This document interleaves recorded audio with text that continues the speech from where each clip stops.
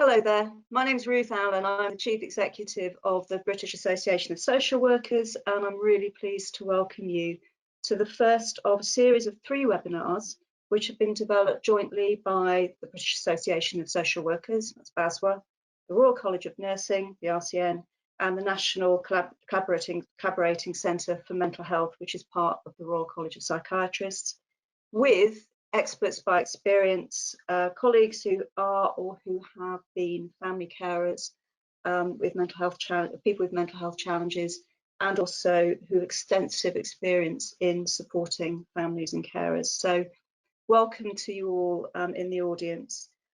Our topic today is listening to carers and family members, identifying what helps.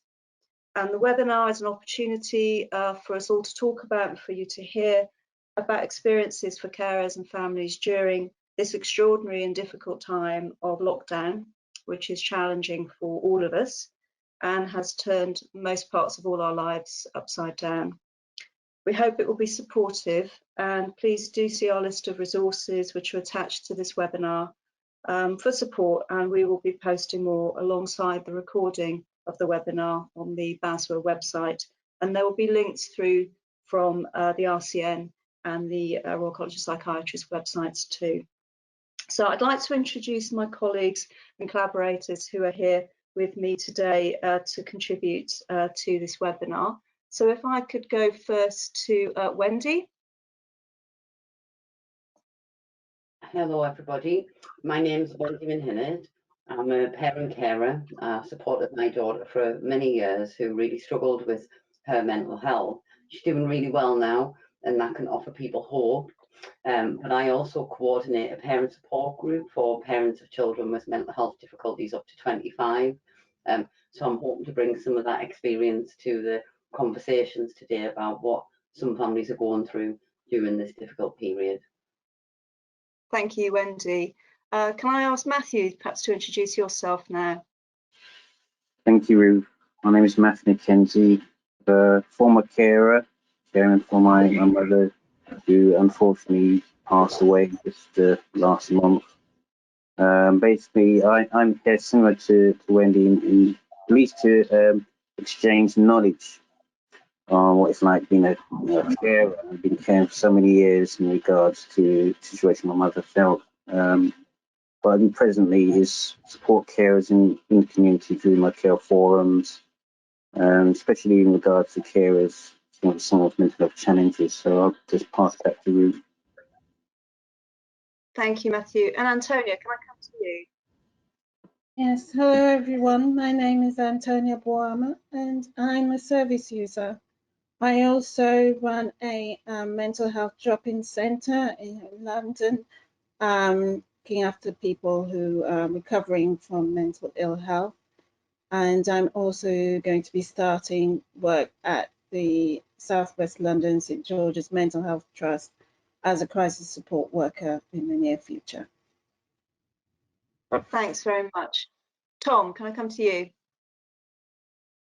Yep. Hello everyone. So my name's Tom Ayres. I work at the National Collaborating Centre for Mental Health, which is part of the RC Psych, as Ruth said at the beginning. Our role or our work that relates to this topic is that we are trying to learn about what the positive changes or the things that people are doing to try and overcome some of the massive challenges that are facing carers at the moment. And we're trying to understand what they are and share them and promote them as widely as possible. So I'm really looking forward to learning, particularly from Wendy, Antonia and Matthew today. Thanks, Tom. And Kath, can I come to you? Hello, yes, everybody. I'm Katherine Gamble. I am a head of nursing at South West London St George's, so I know Antonia well. And I am also the professional lead for the Royal College of Nursing. And my area of expertise is working with families, particularly with psychosis.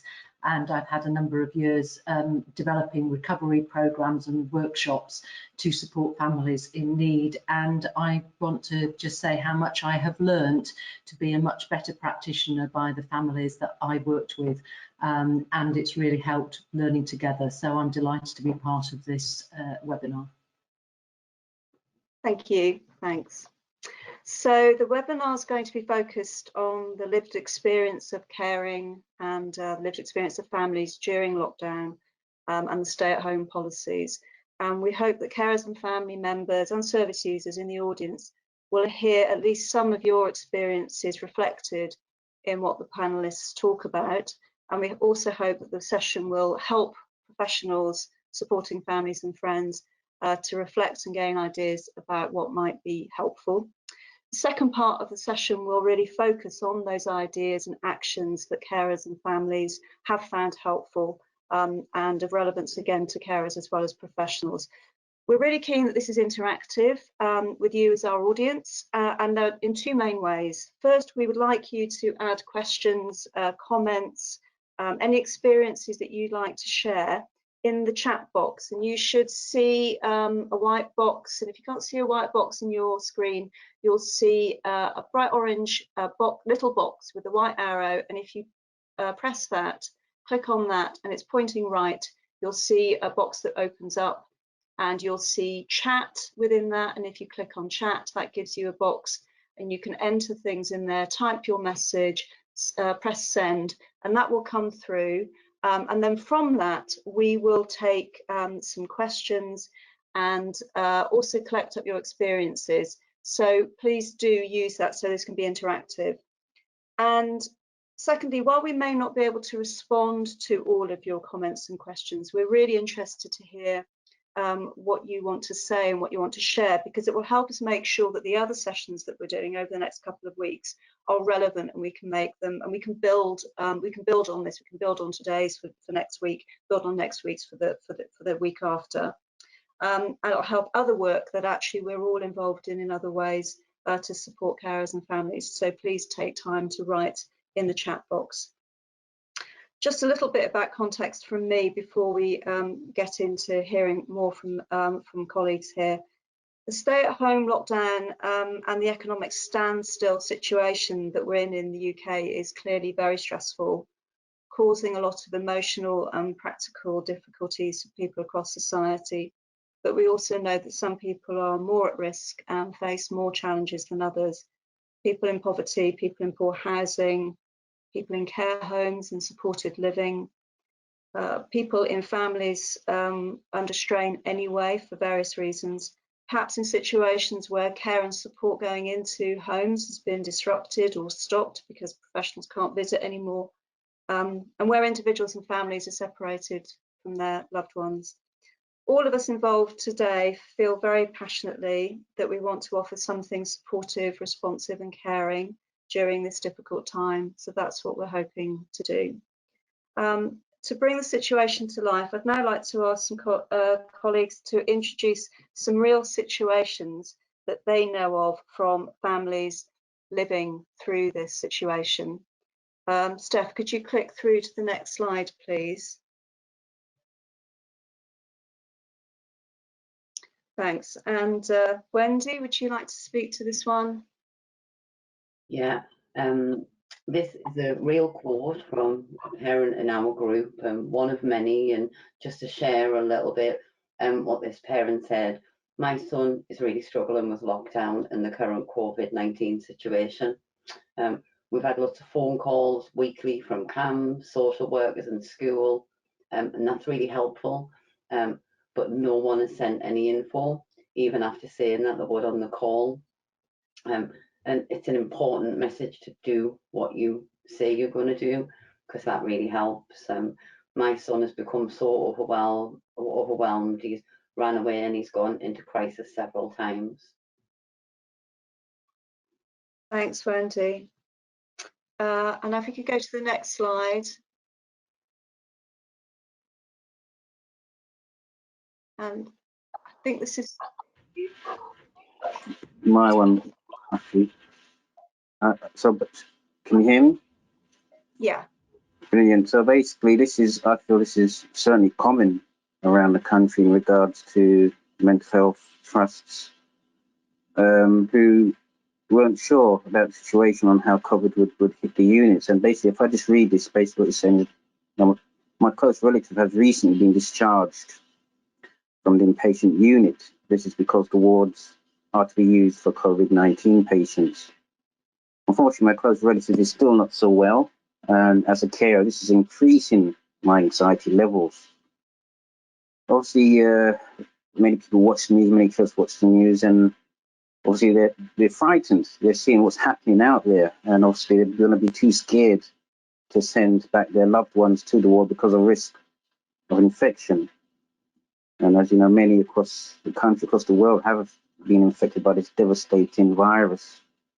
It really helps that mental health trust and health services certainly communicate and continue to communicate with families and carers, even if the patient isn't so well, about what the carer can do. It's not an easy one, but it's so common around the situation now. And if I just hand back to you. Thanks, Matthew. And if you have the next slide, Antonia, this will be your scenario. Thank you.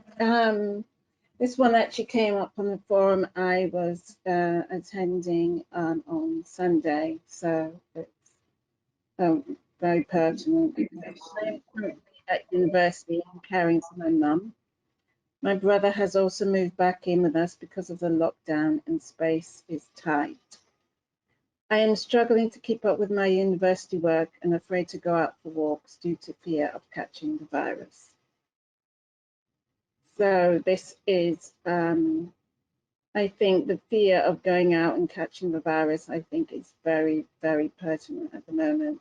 A lot of people are refusing to go out because they're afraid of catching it and bringing it back home and infecting their loved ones. So, and also, you know, being at uni, they would have probably been revising for exams right now, and there's a lot of uncertainty surrounding university work, and so yeah, that is quite topical.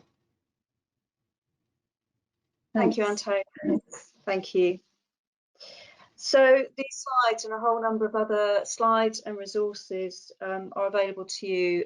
You will see you have a handout tab on your drop down. Again, they'll be also available on the website where the webinar will be found as a recording. So thank you for that. Just to give a flavour, I'd like to hand over now to Katherine Gamble, who's going to be hosting the next bit of the session. Yes, thank you, Ruth. What I was hoping that we will now do is just have some reflections from both Matthew, Wendy and Antonia. You've talked about these small vignettes, but I wonder whether we ought to go, let's go right north, Wendy, and just talk to us about what really has been happening for you, because you're working with mainly with children and younger adolescents, aren't you? Well, I'm working with parents and carers of children up to 25 years. Okay. Right from, you know, we've got parents who currently have children in inpatient units who they haven't seen for a long time, who they find it absolutely heartbreaking. You know, that video and the phone connection is one aspect of what they can do, and they understand that that's all that the options that are available at the minute, but not being able to give your child a hug or not being able to see them face to face and support them is really challenging. And then we've got people, you know, at the other end with very young children who are struggling with anxiety, families who are suddenly finding themselves in financial difficulties because of work situations, or key workers where families, they've got to go to work and their children are so anxious because of their mum or dad having to go to work. And like, I would say in a nutshell, like, so we run an online parent support group, and like on a daily basis, we're probably getting stories where people are scared, people are worried about what's going to happen. I've heard the word, I feel trapped.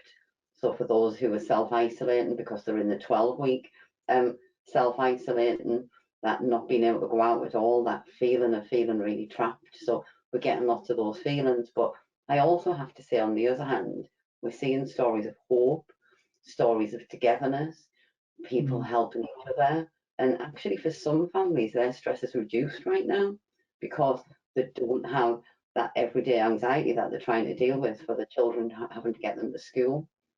And so you know, we're seeing a real mix, and I think just providing the opportunity, and even opportunities like what we're doing tonight, that starts a conversation to help people feel connected however they're feeling, because there's no wrong ways. You know, every single family deals with this differently. Every situation, you know, we've got nothing to go off here, it's brand new. So one of the parents actually said, don't you know, nobody can judge you because we're all in this together. So a real mix of experiences that are happening out there, Kath. Yeah, thank you. And Matthew, you're South London as well. You're down in Lewisham and around. Would you?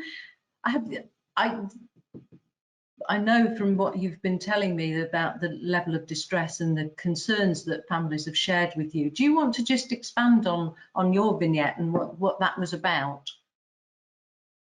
Yeah, basically it was just hearing from carers that were part of the carer forums that I run in South London.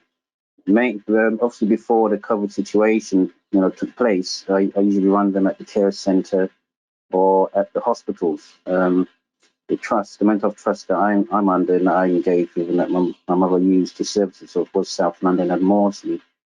But basically I felt, because of this terrible pandemic, it was obvious that carers would need to network and get their message across more and raise awareness about this situation. It's great what the NHS is doing, and I certainly hope that we can expand on that at some point in the future. The brilliant workers out there, we thank them, but carers out in the community are still very much a part of the society and shouldn't be forgotten either. And I'm glad this particular webinar helps raise the awareness of carers and raise the awareness of patients who are, unfortunately, due to the situation and before, we're quite vulnerable and suffering. So I felt we must connect because our situation as carers as we face now is not pleasant and getting increasingly more difficult. I just wanted to make sure carers have a chance to connect with each other and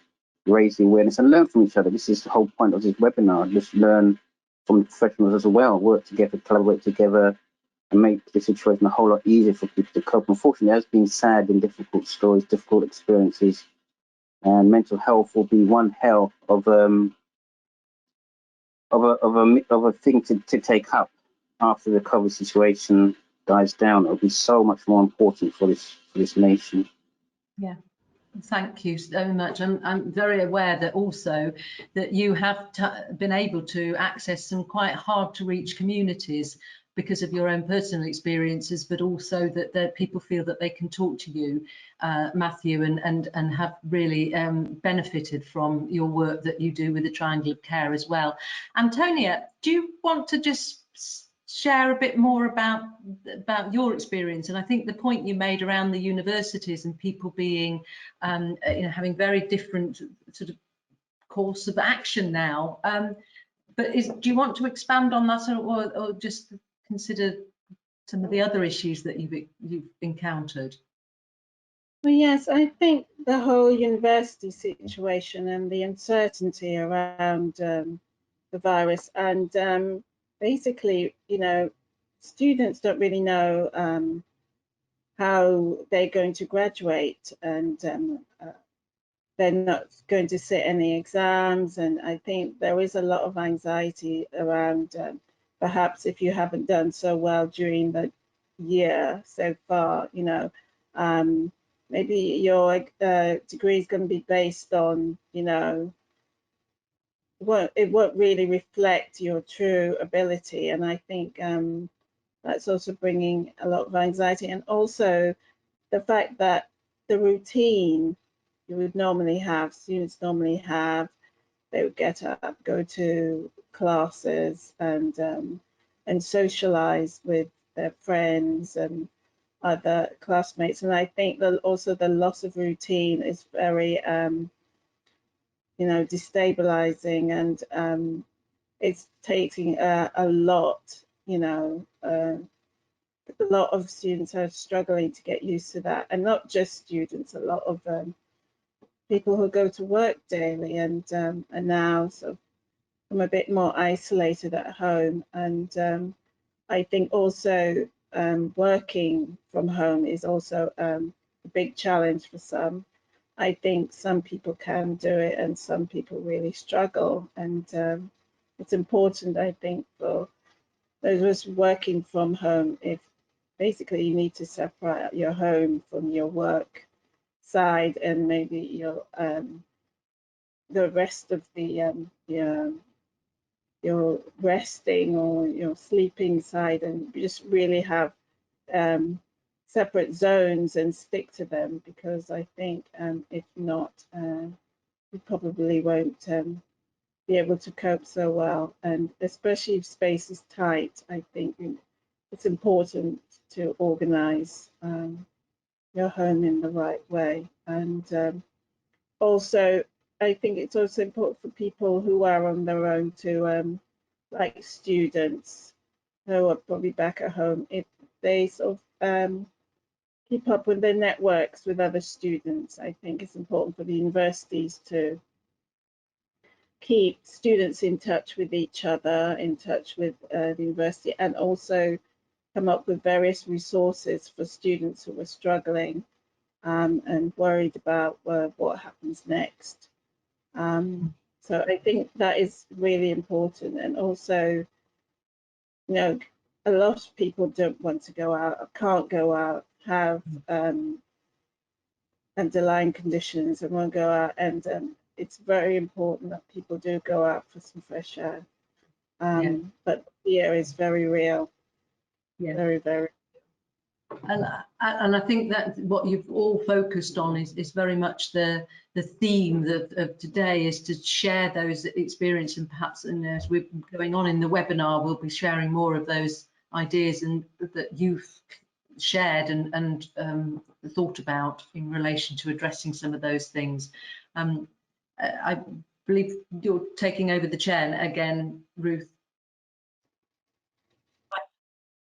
Thank you for sharing that. Yeah, we've got a few questions, some questions coming through. Please do put your comments and questions into the chat box, because we'd really like to hear from you further.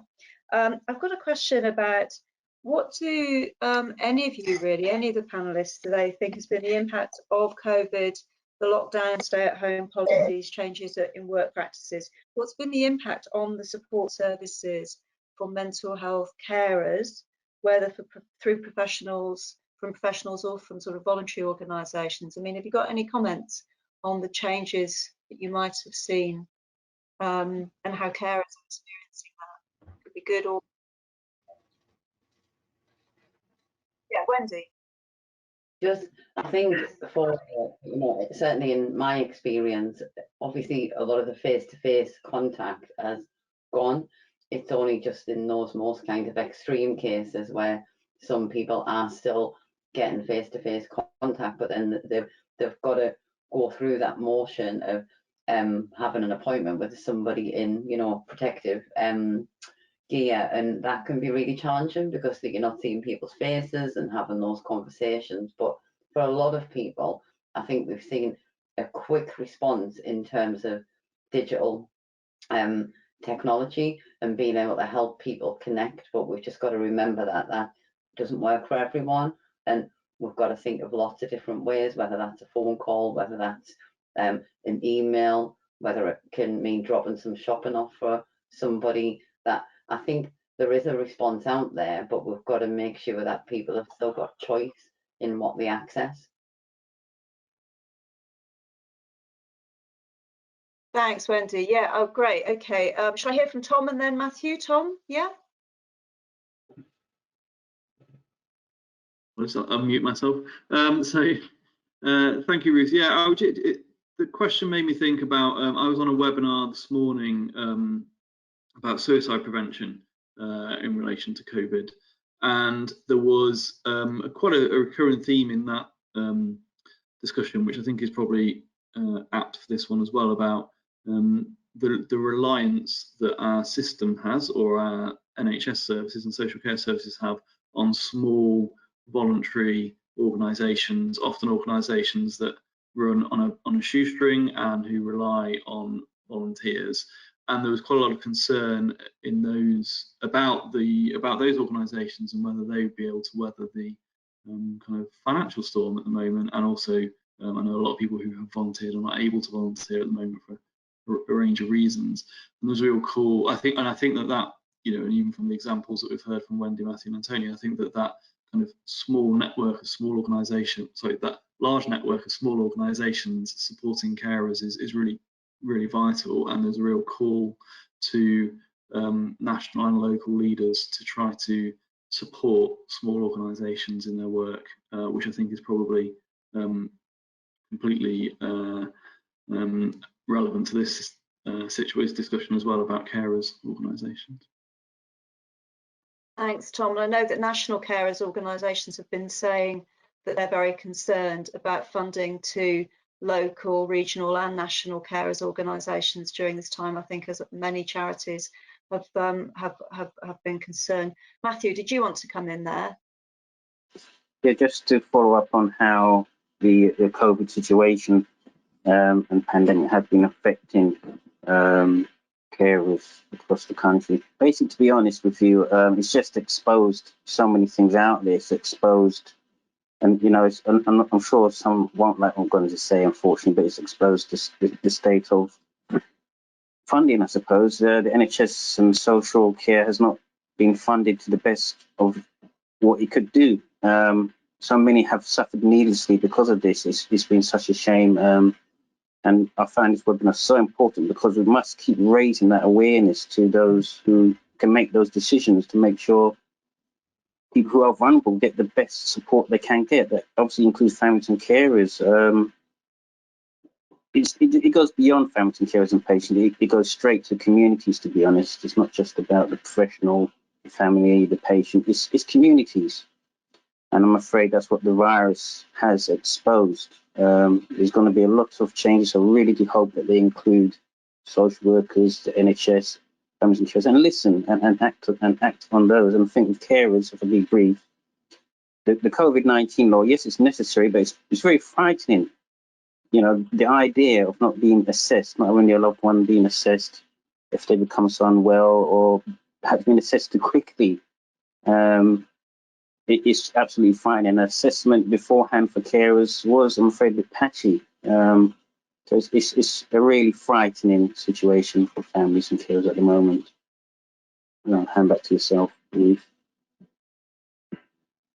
Thank you, Matthew. Really important points about what happened before this and the state that services may or may not have been in, but also going forward, what lessons are we going to learn, and about how connected actually we all are to make society and communities work together. Thank you. Antonia, did you want to come in? Yes, thanks, Ruth. Yes. I just want to say, talk about voluntary organisations. I work for a very small charity that is run on a shoestring, and unfortunately, because we are funded to actually provide a service face-to-face, once the lockdown came into effect, we've lost our funding, and but unfortunately, our members still need us.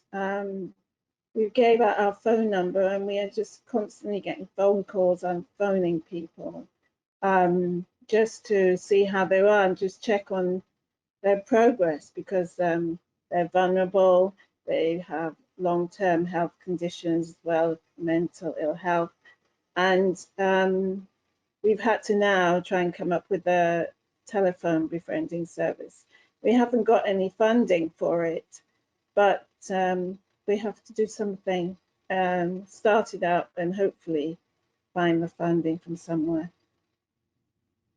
Thank you, Antonia. There's a question that's come through. A carer has written that her son continues to get support from his psychologist once a week by phone. So have others experienced that with the continuation of services but using remote or phone rather than face-to-face? Yeah, Wendy, did you want to come in on this one? Again, a lot of services in our area, they're still open, but things moved either over the phone or video, and for some who really need it, around kind of more risk assessments, then they are still getting face-to-face appointments. And we had a parent support group this morning, and there was a parent who said her son had an appointment this morning. It was a face-to-face one, and things were so much better after having that face-to-face appointment. So I think absolutely that those services are there, but we know, I mean, and this is just children's, I don't know whether it's the same in adults, that referrals and access to services has dropped massively across the country.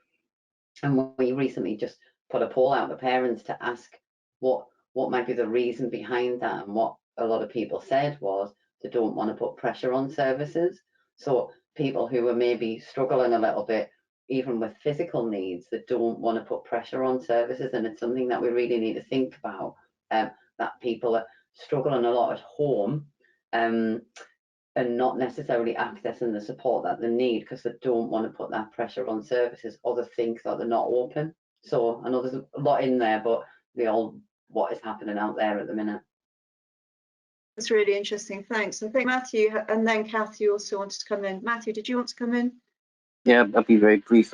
Even though my mum's passed away last month, I've still been getting calls from the community mental health team, which is really good. It shouldn't be just for the patient. They shouldn't be just speaking to the patient. They should be also speaking to families and carers and checking in with them. Obviously, because of the situation I've gone through. Yes, I certainly understand that.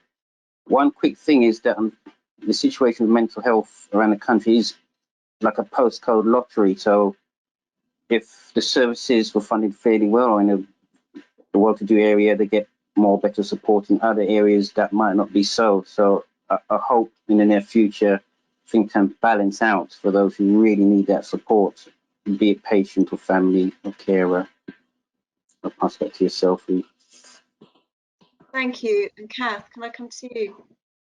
Yes, I think it's just to add to the around the remote consultations and how successful it seems to be that people are receiving those, despite the fact that those professionals have had reservations, that there are a considerable amount of people who are giving feedback that they've really appreciated having those consultations. And it's I'm obviously a mental health nurse, but one of the key things that it sounds as though more mental health nurses are taking that up and using that as a way of consulting with families and as well as service users. So there are some bright lights in quite dark tunnels, but the point that Matthew has made and everybody has made is around that access. And if you aren't au fait with sort of Wi-Fi's, the way that it works, it is a real challenge. And we've all had them even today, trying to work out how to get online and be with each other in order to set up this webinar, because it's a very new arena for us all.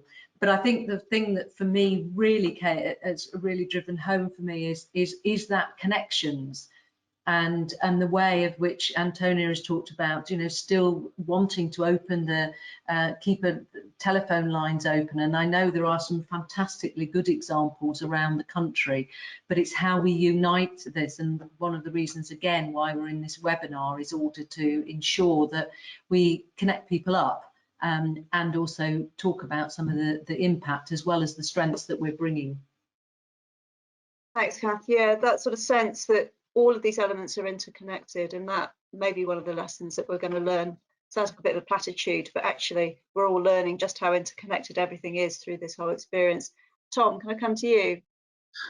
Yeah, thanks, Ruth. I would just to echo some of the things that people have said. We're finding examples on our network of quite a lot of teams who are doing a lot to connect with carers using technology. So there's quite a few wards up and down the country who are really embracing using arranging video calls and supporting their people on their wards to have contact with their carers through video calls. Some of the other good ideas we've seen are some teams where they've seen the importance in communicating with carers. Perhaps it's always been important, but now it's even more important, and have allocated staff whose dedicated role is care liaison in the team, and they've been able to really kind of develop quite creative things and creative in different ways for people to connect with carers, often with technology, not always, but often with technology.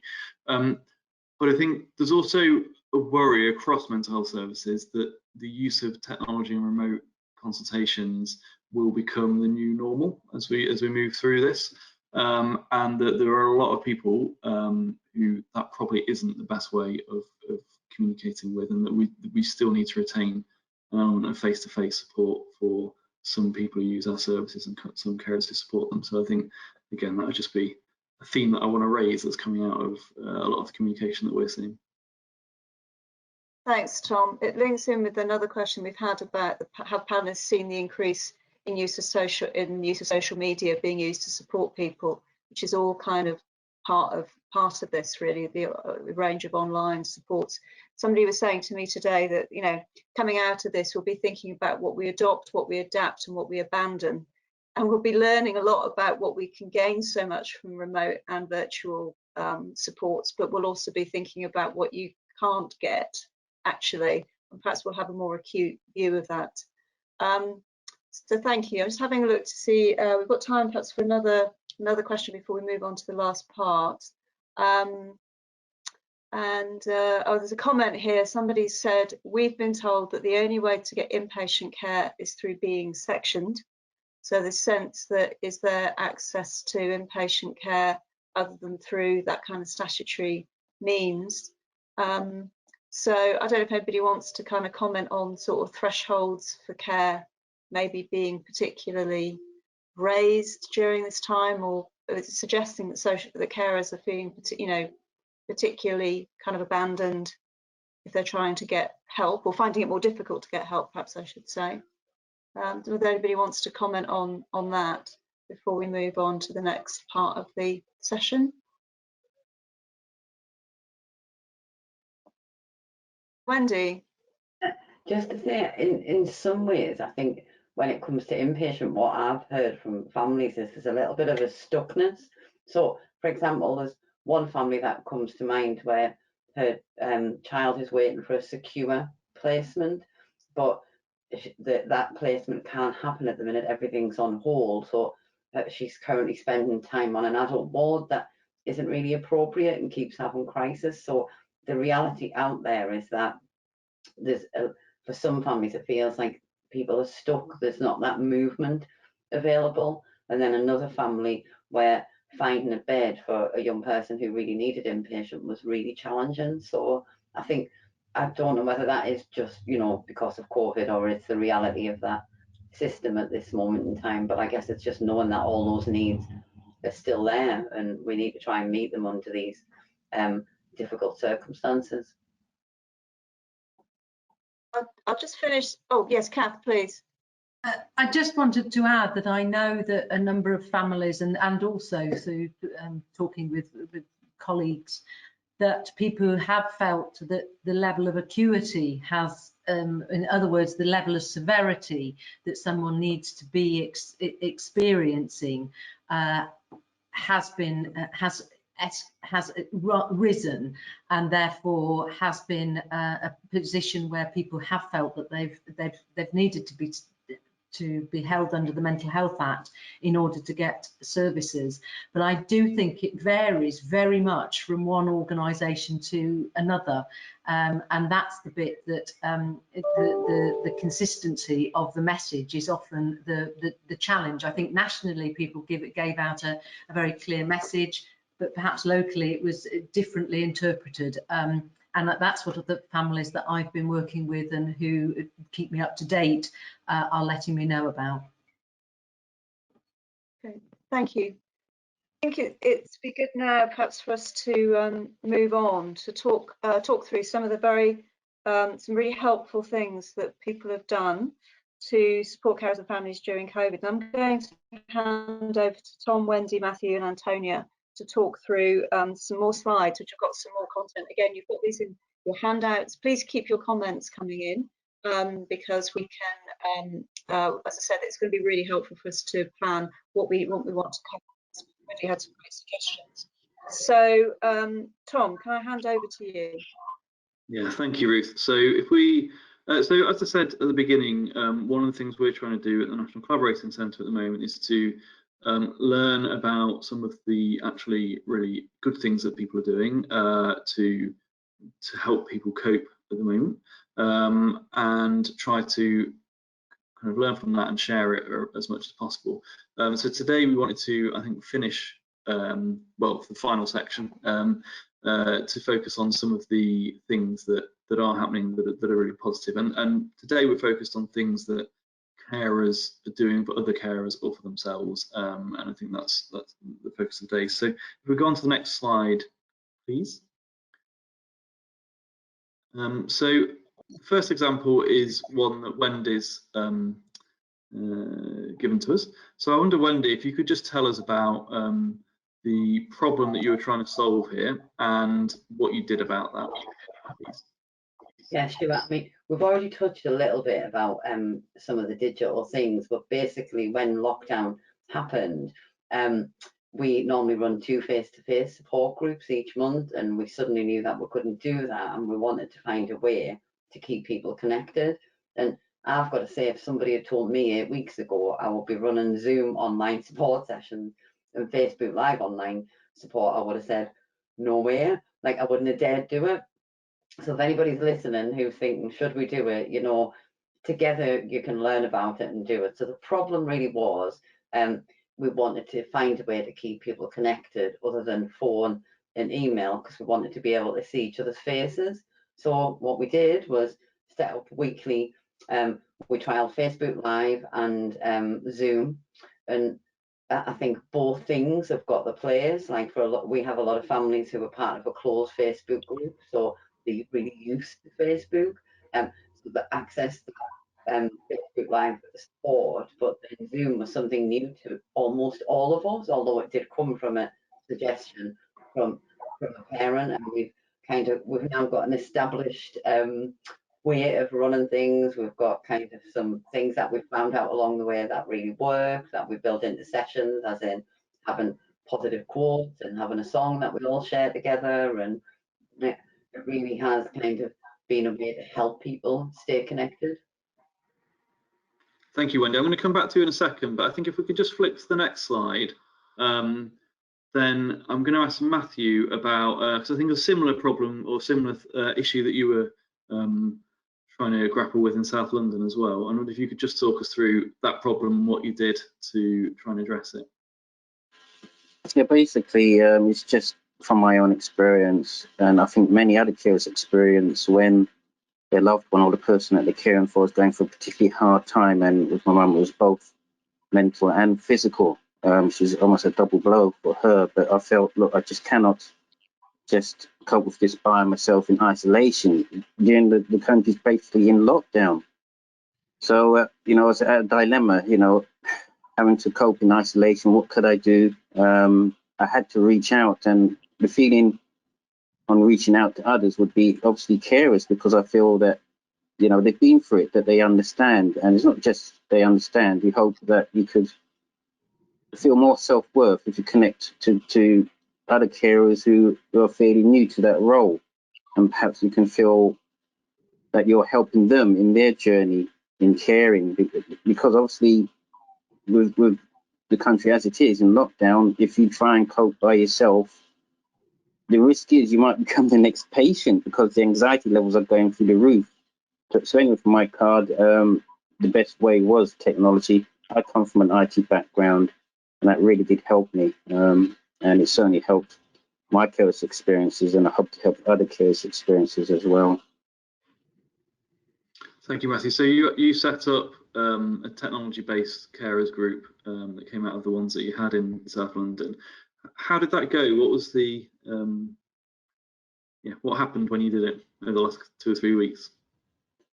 Yeah, basically, as I mentioned before, the care forums, which were mainly, the nature of the forum was to engage with mental health services, hence the hospitals, the community mental health teams, staff on the inpatient wards. It wasn't really meant to be run as a support group. It's just so that where carers can find out what's going on in collaboration, and get updates. And I felt, because of the virus, the mental health services were going to change fast and furious, and carers and families need to know what was going to happen with the mental health services, what's happening in their local area.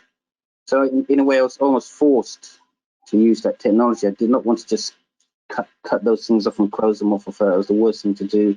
I had WhatsApp, which we carers could connect through, almost as a peer support group, but the forums were so critical and they engaged with like Oxley's and South West London, St George's at times, and SLAM, and they've been really good. Those trusts have been so helpful. They've sent staff to update carers about what's happening with those services. I really do hope this could be emulated across the country, and it went well. That's my view. Yeah, that's brilliant. Thank you. I wonder if I could just go back to Wendy now. If we just go back to the previous slide, and just ask Wendy similarly, how did it go for you, and what do you learn from doing this? What have you had to learn over the last month? Well, learn very quickly with digital technology, that's for sure. I had to feel the fear and do it anyway. But in a nutshell, like offering this as an option is something that I'll always do moving forward, but it can't replace face-to-face. It's got to be a choice. And what I've seen is some people have come along to the digital Zoom sessions who never actually came to face-to-face sessions because they couldn't access it. Some people come on and they put the camera on so you can see them. Some people don't want the camera on, they don't want to talk, they just want to listen. And I think what we're learning along the way, it's all about offering choice, and there's never one size fits all. Some people are not confident with technology, and we offer things like practice and test sessions, and that's worked for some people.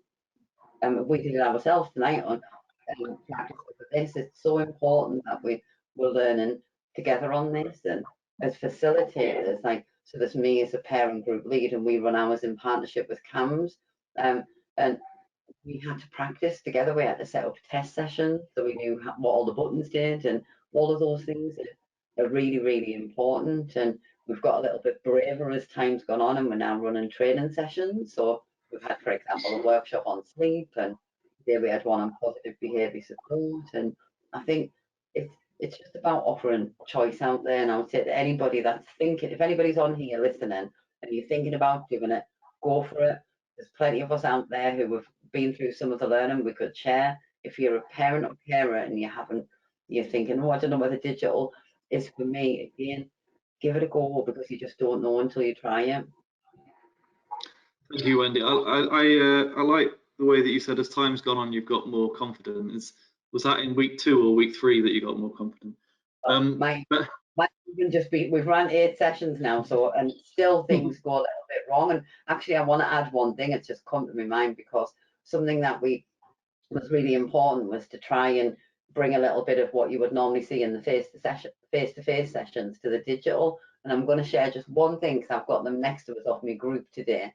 And I think this is an important message for the professionals and the carers on here. So we in our group have chocolate and lots of different things, and this is one.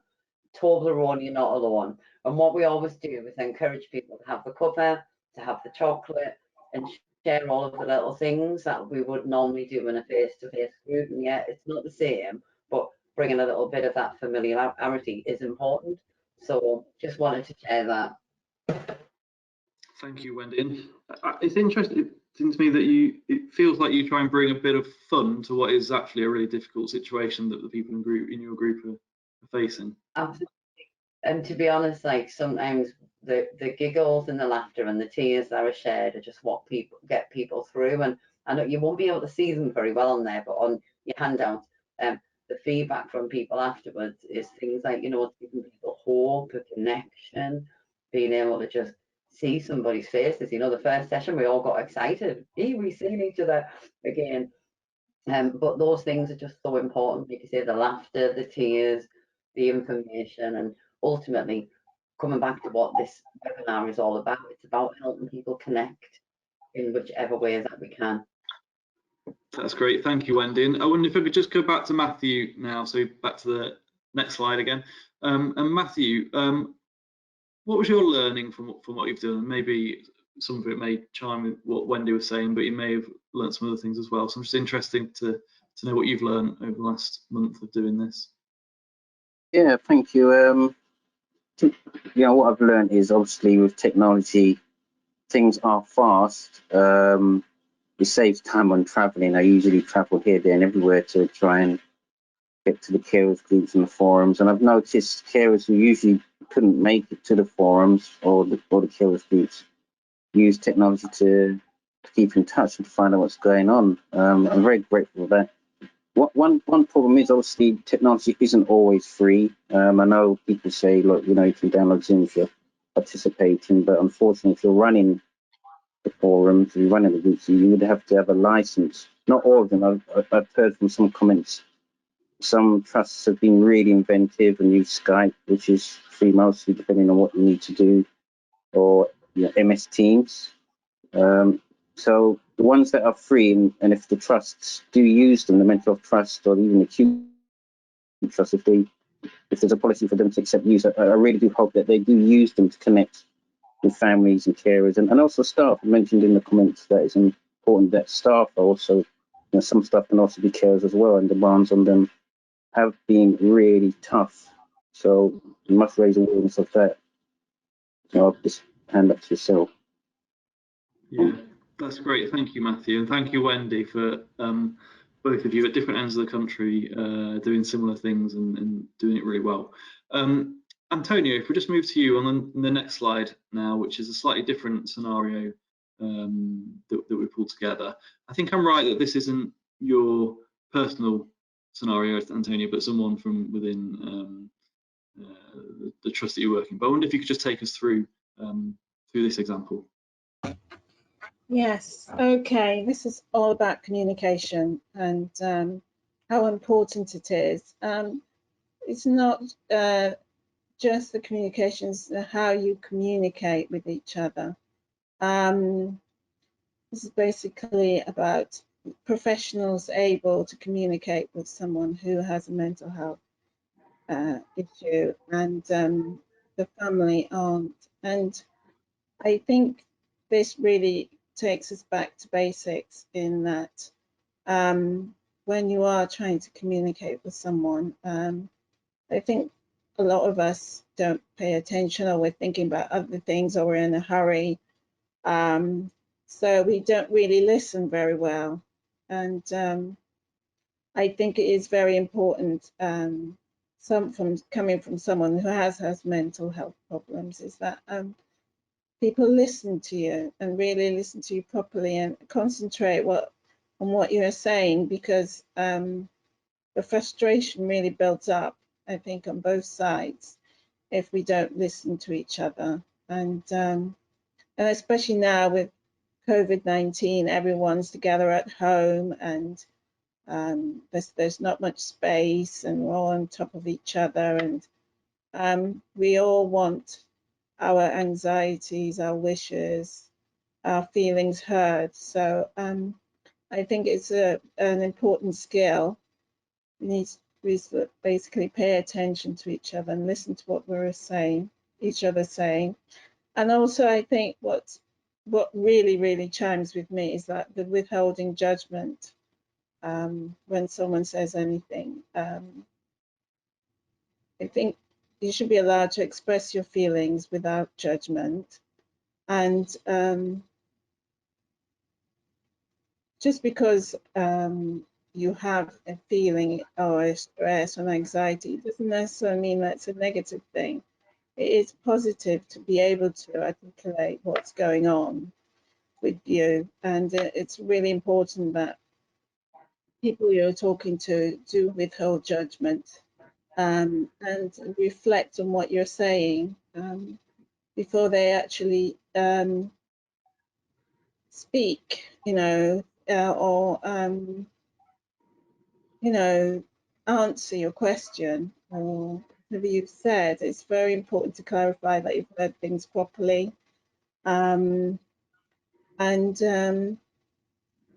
before you actually give an answer or make a comment, I think this reminds me of attending one of Kath's workshops where there was quite a few of us attending, and there was a guy there who was basically talking about his feelings, and they chimed so readily with me, and his wife was with him, and she really had very little time for whatever he was saying, and I think it just made things very difficult. And I think for me, you know, when you do have mental health issues, you're really struggling, and for someone to sit down and listen to what you're saying and not pass judgment, I think is really very important. And also encouragement, you know, just a positive word it really goes a long way, because when you're down there and wherever you are, you know, a kind word, a positive word, encouragement can really, really help. And I think from there you can move on to talking more and listening more, and encouraging people to talk about what's on their mind. And I think it's a good step. You'll start building up steps to getting better. So, that's great, yeah. Antonia. Thank you so much for that and for bringing your own experience into it. And I think a great kind of message to end on about the importance of listening, but also framing it in and thinking about the positives of someone's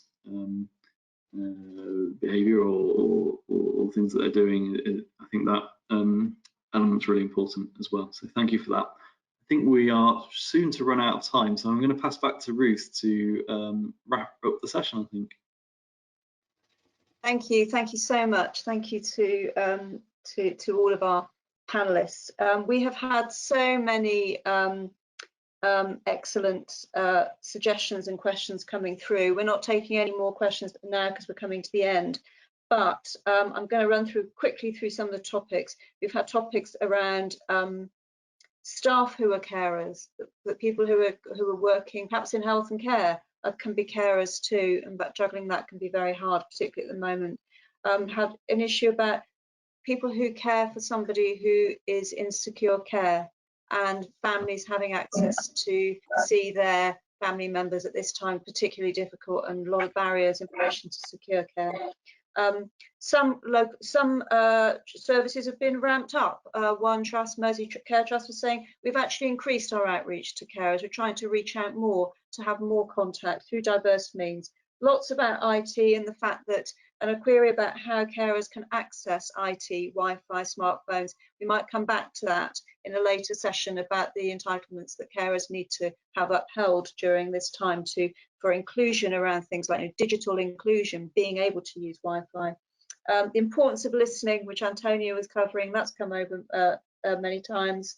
And there's a particular comment here that one of the most difficult things is not knowing how long as carer was saying, how long they will have to hold things together.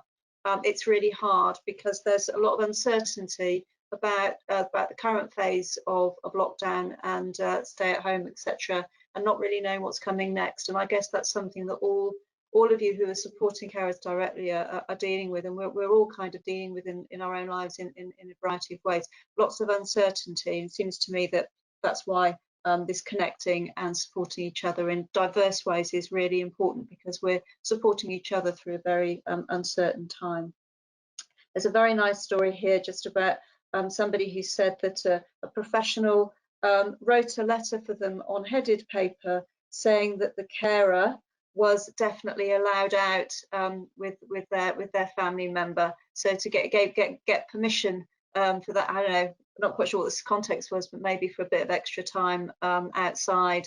So there are some really heartwarming things there, as well as lots of difficulties that we know are kind of inherent in the situation. So thank you all very, very much to Matthew, Wendy, Antonia, Tom, Katherine. It's been my pleasure to host this. We will all be playing slightly different roles in different webinars, but this is my job today. So this webinar will be freely available on the Baswell website. You can watch it anytime you like. The resources are there. This is the first of 3. The next one will be on the 13th of May, again at 5:30 p.m.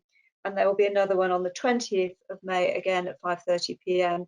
You can book for that through the Baswell website. And again, just to say thank you to all of you. Thank you to everybody online for joining in such large numbers.